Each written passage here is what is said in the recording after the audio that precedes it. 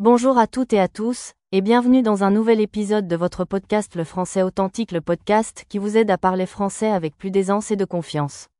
Aujourd'hui, nous allons parler d'un temps souvent négligé mais très utile, le conditionnel passé. Prêt? Qu'est-ce que le conditionnel passé? Le conditionnel passé est un temps composé. Il sert à exprimer une action qui aurait pu se passer, mais qui ne s'est pas produite. Il mélange l'idée d'une condition et d'un regret, d'un reproche ou d'une hypothèse non réalisée.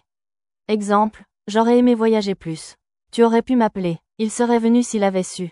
Comment se forme-t-il? C'est simple. On utilise l'auxiliaire avoir ou être au conditionnel présent. Plus le participe passé du verbe principal. Avec avoir, j'aurais mangé. Tu aurais vu. Elle aurait choisi. Avec être, verbe de mouvement ou pronominaux, nous serions allés.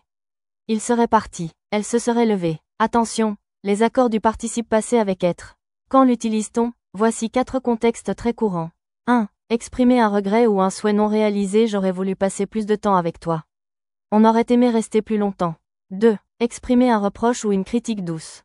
Tu aurais pu me prévenir. Il aurait dû faire attention.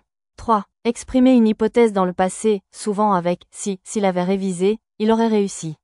Si j'avais su, je ne serais pas venu. Très souvent utilisé avec le plus que parfait dans la proposition de condition. 4. Dans les discours rapportés au passé. Il a dit qu'il aurait aimé venir. Elle a expliqué qu'elle aurait accepté l'offre. Expression utile à associer. Voici quelques expressions qu'on retrouve souvent avec le conditionnel passé. J'aurais dû. J'aurais pu. Je n'aurais jamais cru que. Tu aurais mieux fait de. Ça aurait été mieux si. En résumé, le conditionnel passé exprime le non accompli dans le passé. Il est formé avec l'auxiliaire au conditionnel présent plus participe passé.